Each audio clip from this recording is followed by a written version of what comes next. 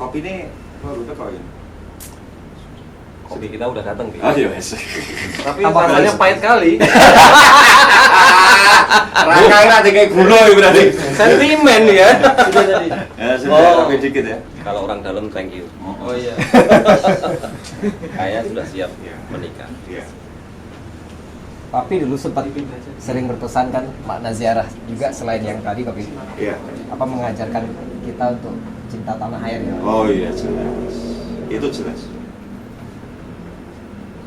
Itu jelas. Jelas sekali Pak. Ya kan? Karena apa? Dengan kita mengenal beliau itu rata-rata mereka ini juga para pejuang, para pahlawan. Ada sesuatu yang diperjuangkan. Iya pasti. Karena mereka membela keluarganya, membela tanah kelahirannya, membela bangsa dan semua yang menjadi rakyatnya, pasti mereka, dan menyebarkan kebaikan. Sehingga di situ secara tidak langsung dengan kita mengenal tokoh-tokoh yang memang menjadi pendahulu kita, itu secara tidak langsung itu kita akan membangun rasa cinta tanah air. Betul. Bangga tuh. Iya, Ternyata mbah-mbahku kayak gini ya. Betul. Mereka punya perjuangan seperti itu. Jadi kita bangga. Pernah suatu saat Papi berkunjung 2 tempat waktu itu di luar negeri ya. Dan sempat ketemu juga sama beberapa bule, kita ngobrol sama mereka gitu. Ya kadang-kadang muncul pertanyaan iseng kita men gitu. Ya kan? Apakah ada kenal Borobudur? Wah, rata-rata bule tahu men. Semua men tahu men. Siapa nggak tahu Borobudur kan gitu. Nah, terus kita tanya lagi. Menurut Anda Candi Borobudur itu dibangun kira-kira abad keberapa gitu? Dan luar biasanya rata-rata dari 2-3 bule yang saya tanya mereka tahu karena mereka rata-rata sudah berkunjung ke sini. Oh, sekitar abad ke-7 Masehi ya. Nah, giliran setelah itu saya tanya, oh ya, kira-kira kalau bangsa Anda yang di sini di abad ke-7 itu apalah yang mereka buat ya gitu. Itu keren banget itu. Iya. Coba kau lanjutkan itu. Kau pasti tahu jawabannya itu. Nah itu tadi Om Ismet bilang menanamkan cinta. Ternyata sebuah bangsa yang bisa buat karya fenomenal seperti Candi Borobudur itu bukan gampang Mas Anto. Dan ketika kita tanya sama orang luar yang bukan orang Indonesia, semakin membuat kamu semakin bangga lagi gitu. Bahwa ternyata belum tentu orang-orang asing itu punya mbah-mbahnya yang bisa seperti itu gitu. Dan Candi Borobudur itu teknologi men. Bukan persoalan dibangun semalam sama bantuan jin segala, oh enggak. Ini teknologi, karya seni. Bukan juga sulapan, tidak gitu. Bagaimana batu bisa dilunakkan, diukir dan segala macam. Dan sekilas saja kita kasih tahu. Peneliti-peneliti dunia itu awalnya cuma minta izin 1 bulan. Mereka minta mundur sampai 3 bulan, minta sampai 1 tahun, sampai 5 tahun untuk meneliti Candi Borobudur. Itu dari UNESCO. Dan kadang memang peneliti luar ini suka nggak mengekspos, padahal mereka sendiri sudah jelas-jelas kagum. Satu hal aja yang kita buka. Candi Borobudur itu adalah bangunan tahan gempa yang paling canggih. Nah yang luar biasanya dibangun di abad itu men gitu. Ya, Logikanya di mana coba Candi Borobudur dibangun di atas teknologi tahan gempa? Mungkin kalau yang backgroundnya anak sipil, apalagi kayak Ameng ini kemarin kan mau jurusan planologi tata kota gitu, tahu betul itu struktur bangunan. Jadi Candi Borobudur itu men, dia cari bukit men. Coba perhatikan. Dia itu berawal dari bukit. Dicarilah beberapa gunung di situ tuh, bukit-bukit ya. Dan dia dicari dan lihat pemilihannya dia itu dikelilingi sama bukit-bukit. Padahal di situ ada Gunung Merapi yang masih aktif beberapa. Tapi dia cari tempat yang dia melindungi dari gempa vulkanik. Yaitu apa? Dia ada di tengah dikelilingi sama perbukitan Menoreh. Itu dari pemilihan tempatnya aja dia sudah memperhatikan tentang faktor alam, unsur gitu, bahwa di situ bisa terjadi gempa vulkanologi karena dikelilingi oleh gunung berapi. Di situ ada Gunung Merapi, ada Gunung Merbabu, ada Sumbing, ada Sindoro, ada Gunung Selamat gitu. Jadi zaman segitu itu sudah ada ilmu yang luar biasa. Ya, untuk memilih tempat karena ini bangunan yang luar biasa, jangan sampai rusak, kena alam dan segala macam gitu loh men. Apalagi juga kita termasuk sesar tektonik, Ya. ya toh gempa tektoniknya itu ada. Nah, kenapa di dalam lingkungan perbukitan itu aman? Gitu? Betul. Karena sebenarnya bukit-bukit itu dibangun dari tumpukan-tumpukan batu dan pasir. Men. Jadi kalau ada gempa, itu seperti kayak kapal di laut itu, cuma goyang toh, tapi nggak akan patah. Karena apa? Retakan tanah itu akan diisi sama pasir sama batunya, gredeg, gredeg, gitu. Jadi akhirnya walaupun dia gempa yang kenceng, dia tidak akan membuat patah bangunannya. Makanya dia ambil satu bukit, dia kepras, ya dia potong, lalu baru dia naikkan di atas. Dan itu yang kamu bayangkan kenapa batu-batu besar itu bisa diangkat ke atas, bukan juga pakai orang kuat-kuat pakai apa? Enggak. Itu pakai pasir, men. Ya kan? Jadi batu yang paling atas itu kan ditumpuk lagi, nanti ditumpuk lagi, tingkat 2-nya dikasih pasir lagi. Jadi orang itu tetap akan lalu pakai roda. Nah, nanti begitu sudah sampai di atas, baru itu. Maksudnya gitu. Tidak sekedar hanya jalan-jalan gitu. Makanya di situ kita gambarkan dulu bagaimana tempat yang mau kita kunjungi itu. Kalau kita bahasa sudah berziarah itu, selalu kita akan menggali apa yang luar biasa dari situ kan begitu. Keren. Gitu kan. Jadi nggak cuma jalan-jalan. Kalau foto banyak itu gampang, men.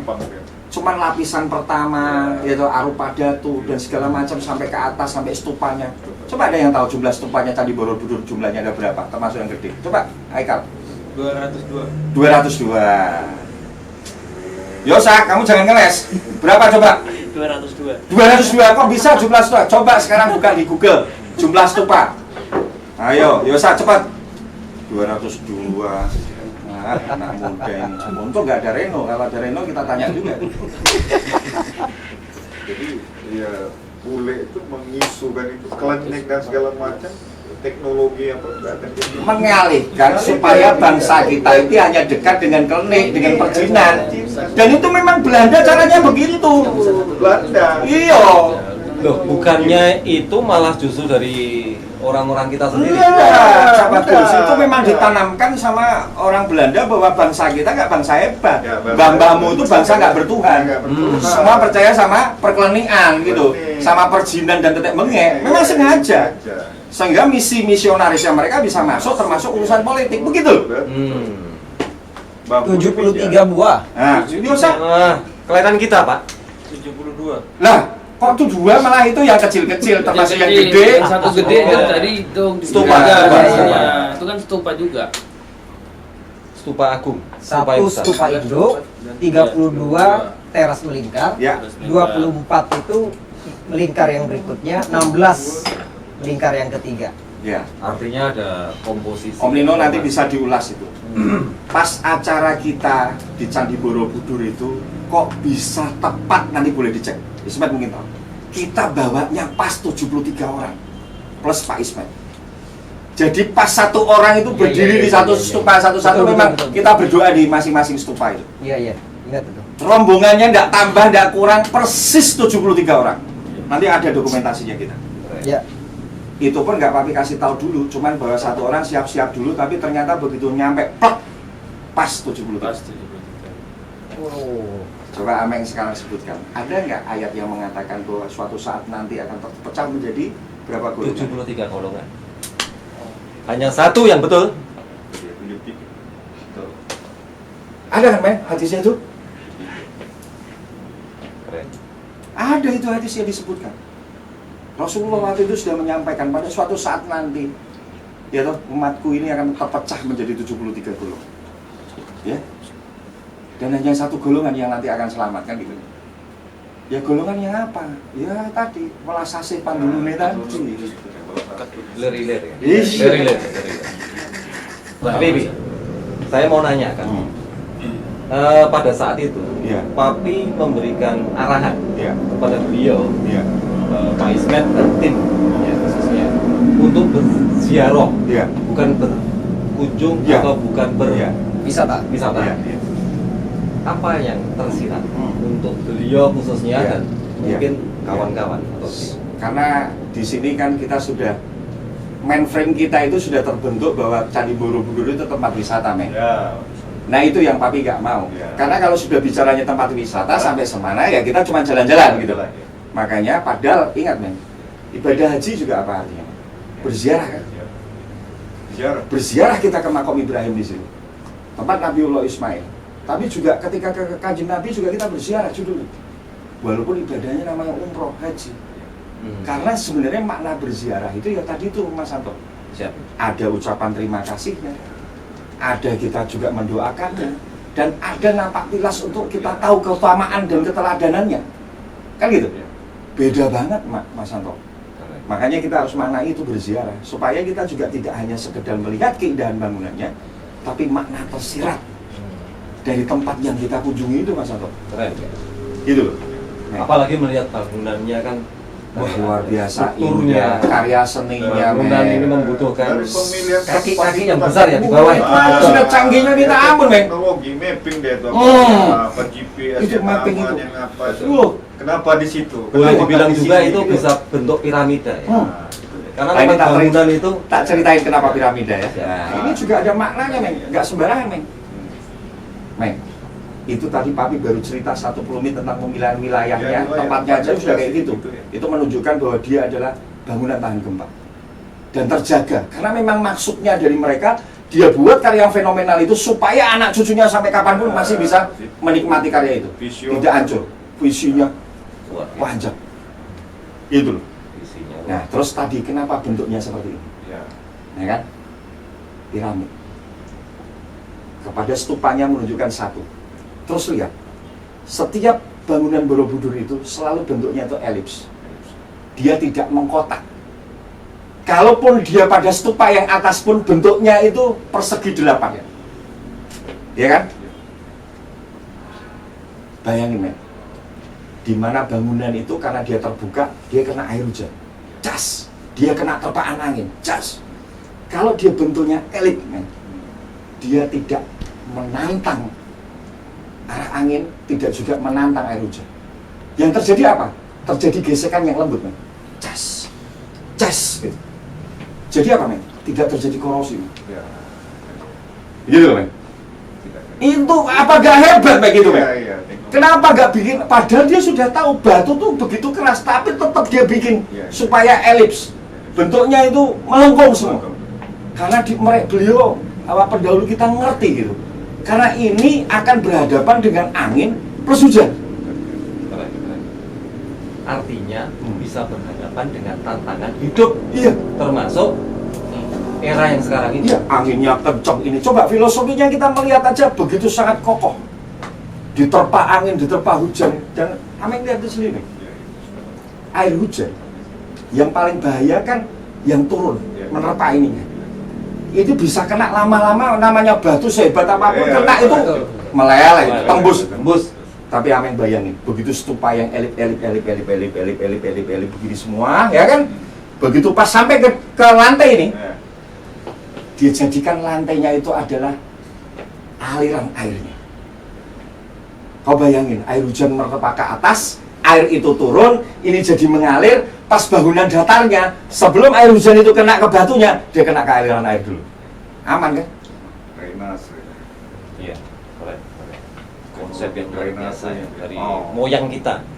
Jadi mereka selalu Sangat menempatkan, detail, ya. detail, Betul, sampai. sangat detail.